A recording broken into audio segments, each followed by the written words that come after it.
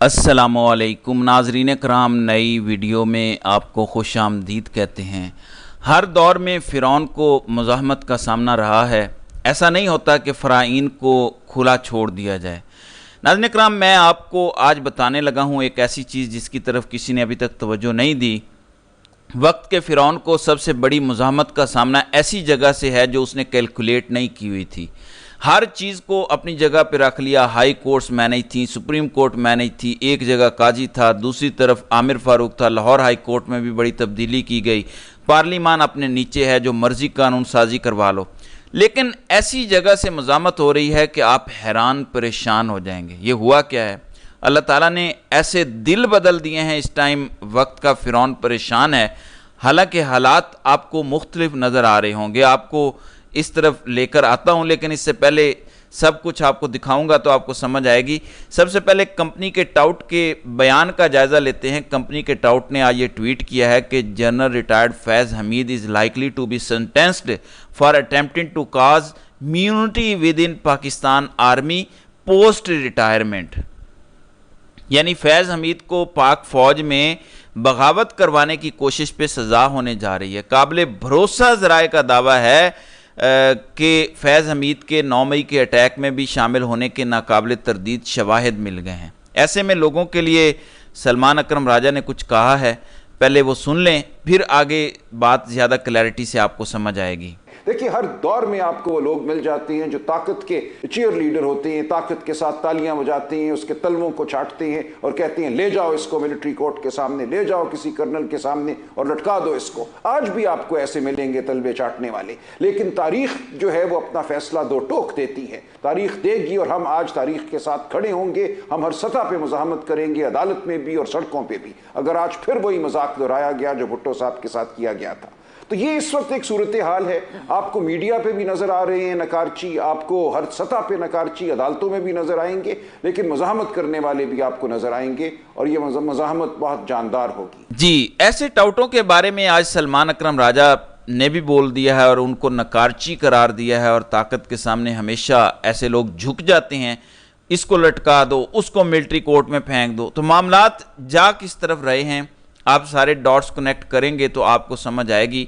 दो चीज़ें जो सामने लाई जा रही हैं। नंबर एक, बुशरा बीबी के फैज़ से ताल्लुकात थे। अब तो ये बातें उड़ाई जा रही हैं और कई लोगों ने दोबारा अपनी सीवी पेश कर दी है कंपनी को कि हमें पाकिस्तान वापस आने दिया जाए, ताकि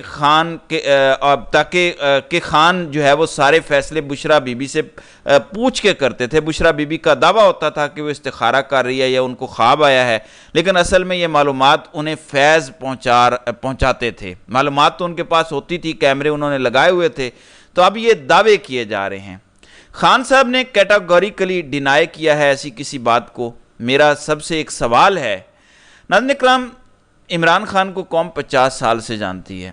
बुशरा बीबी खान साहब की ज़िंदगी में 6-8 साल पहले आई हैं। इससे पहले जो खान साहब ने इतनी कामयाबियां हासिल की हैं, क्या उसके पीछे भी बुशरा बीबी के इस्तिखारे थे? तो कुछ सोच समझ के बात की जाए। पाकिस्तान का वाहिद कामयाब इंसान अगर बुशरा बीबी की वजह से चल रहा है और सारे फैसले ले रहा है, तो पहले कैसे ले रहा था? वो तो बुशरा बीबी की पैदाइश से पहले भी कामयाब इंसान था। फिर जो कहा जा रहा है कि फैज़ को सज़ा होने जा रही है, मतलब ये कि फैज़ को पकड़ा किसी करप्शन केस में है। उसके बाद उसका ताना बाना जोड़ा 9 मई और म्यूटनी के साथ, और अब ताना बाना जोड़ा जा रहा है खान साहब और बुशरा बीबी के साथ। तो डॉट सारे कनेक्ट कर लें, सिंपल है।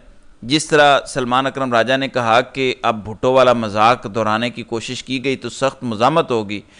नाज़रीन किराम, 4 लोग हैं, मोहम्मद अली मज़र, हसन अज़हर रिजवी, शाहिद वहीद और इरफान सादात खान। ये 4 वो जजेस हैं जिन्होंने मखसूस नशिस्तों के केस में कंपनी की मर्जी के खिलाफ जाके 8 जजेस के फैसले का हिस्सा बनकर सीटें पीटीआई को देने का फैसला दिया। इनकी अहमियत क्या है, अब आपने ये समझना है।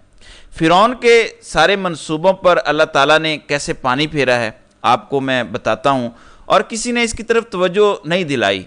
जो मिलिट्री कोर्ट ट्रायल का केस चल रहा है, जिसको पहले एक बेंच एजाजुल एहसन की क़यादत में बंद कर चुका है कि सिविलियन का मिलिट्री कोर्ट में ट्रायल नहीं हो सकता, फिर सरदार तारिक मसूद की क़यादत में एक और बेंच बना जिसमें वो फैसला सस्पेंड किया गया और सिविलियन का ट्रायल मिलिट्री कोर्ट में जारी रहा।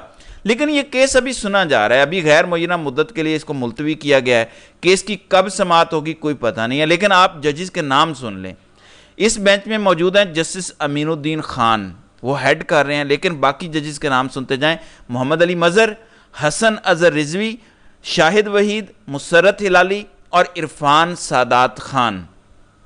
اس میں مسرت ہلالی کے علاوہ باقی وہ ججز ہیں جنہوں نے مخصوص نشستوں کے کیس میں پی ٹی آئی کو نشستیں دی ہیں۔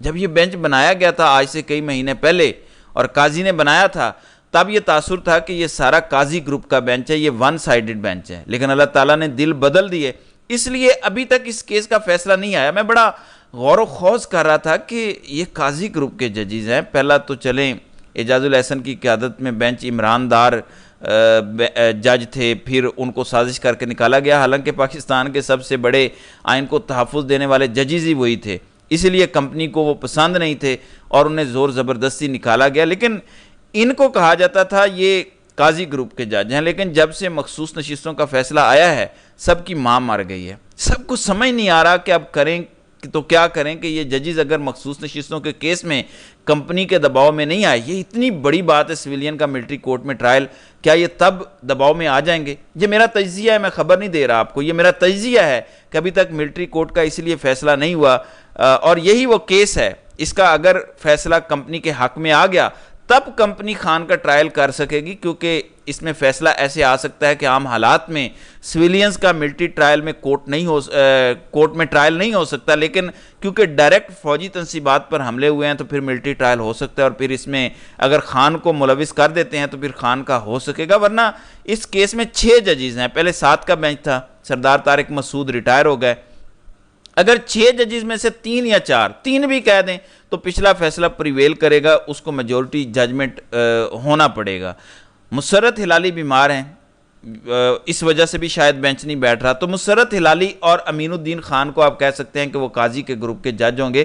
باقی 4 ججز کے حوالے سے اب مجھے ایسا محسوس ہوتا ہے کہ مخصوص نشستوں کے فیصلے کے بعد کہ وہ ان سے مینج نہیں ہو رہے، اب وہ دوسری طرف فیصلہ دیں گے، یعنی پچھلے فیصلے کو بحال رکھیں گے۔ 4 نہیں تو 3 بھی اگر ہو گئے ایک سائیڈ پہ، شاہد وحید کی تو میں آپ کو گارنٹی دیتا ہوں کہ وہ ملٹری کورٹ کے حق میں فیصلہ نہیں دیں گے۔ مزید 2 ججز ہیں، محمد علی مظہر، حسن اظہر رضوی اور عرفان سادات خان، ان میں سے کوئی 2 ججز مزید اگر اس سائیڈ پہ آ گئے تو ملٹری کورٹ میں سویلین کا ٹرائل نہیں ہو سکے گا، یعنی خان صاحب کو جو جوڈیشل مرڈر کرنے کا پلان ہے جنگل کے بادشاہ کا، وہ پایا تکمیل تک نہیں پہنچ سکتا۔ لیکن دوسری چیز ان کا پلان آئینی ترمیم کروانے کا پھر سیکنڈ نمبر آتا ہے، ایک تو یہ آئین کی ایک تو یہ نہ کہ آئین کی تشریح ہوگی، ایک یہ ہے کہ اگر یہ مخصوص نشستوں کے حوالے سے یا نون لیگ کو مزید سیٹیں دلوانے کے بعد آئینی ترمیم کے نمبر پورے کر لیتے ہیں، سینٹ میں بھی ہیرا پھیری کر لیتے ہیں، تب بھی یہ ملٹری کورٹس بنانے کے لیے آئینی ترمیم کریں گے، تب پھر عمران خان کا ملٹری کورٹ میں ٹرائل ہو سکے گا، یعنی سب کچھ کنیکٹڈ ہے۔ قاضی صاحب کی ایکسٹینشن، نون لیگ کی 2/3 اکثریت، یہ واحد امید ہے ان کی، ورنہ جو انہوں نے خواب دیکھا ہے کہ یہ خان کا ملٹری کورٹ میں ٹرائل کریں گے، یہ ہوتا ہوا مجھے نظر نہیں آ رہا ان حالات میں۔ لے بھی جا سکتے ہیں لیکن وہ کالعدم ہو جائے گا، خان کو خدا نہ خواستہ یہ لے جاتے ہیں تو ان کے وکلاء ہائی کورٹ اور سپریم کورٹ سے رابطہ کریں گے، اور جب تک قانون تبدیل نہیں ہوتا، سپریم کورٹ میں بینچ بھی قاضی اکیلے نہیں بنا رہا، کمیٹی بنا رہی ہے، کمیٹی میں منیب اختر اور منصور علی شاہ ہیں۔